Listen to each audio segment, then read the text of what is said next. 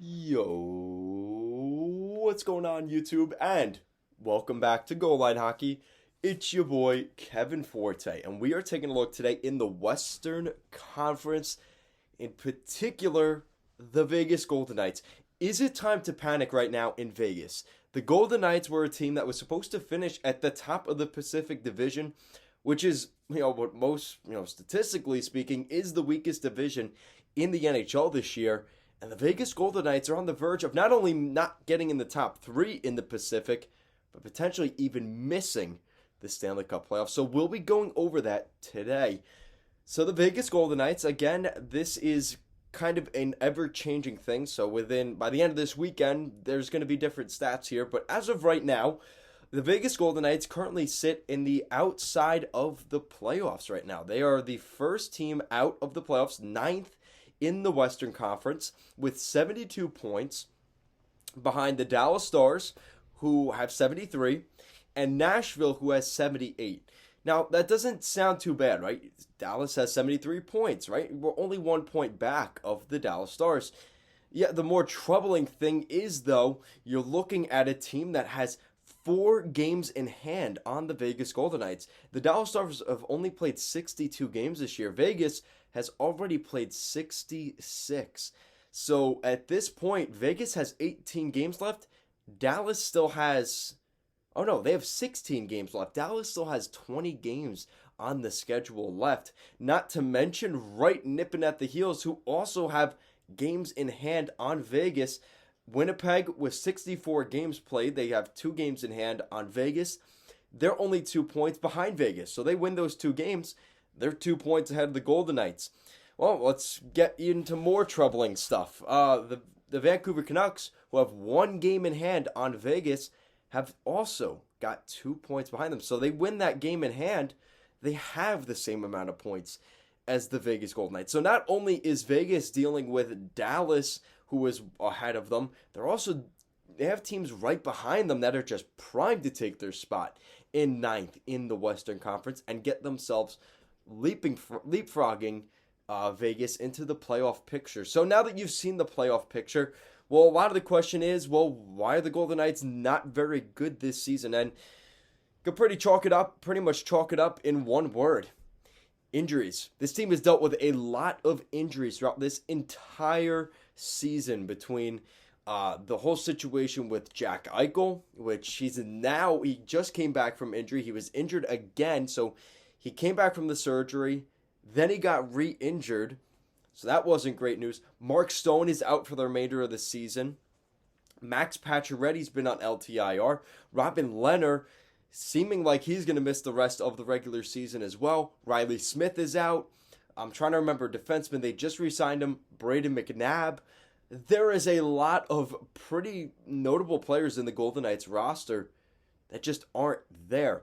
And you look at the Golden Knights, they have spent the second most amount of money in the NHL. $92 million spent on this Vegas Golden Knights team. We don't have to talk about the first team. That is the Montreal Canadiens, who are the worst team in the NHL. They're spending the most amount of money in the NHL, but they're the worst team. So I guess Vegas isn't in that spot, but considering that Vegas is spending this amount of money, more than Tampa, more than Edmonton, more than Toronto, and they may not make the playoffs, that would be detrimental to the Vegas Golden Knights. And this is a team that, for the first time really in their existence, not that they're facing adversity necessarily, because they've always dealt with the adversity, right? But this isn't always a winning team now. How does Vegas react to that? Now you've got some competition. You have the football team there, right? The Raiders are right down the road. You're starting to wonder maybe how loyal is this Golden Knights fan base. And I truly believe that they are there. I do want to go to a game in Vegas right now. There's definitely a home ice advantage there, right?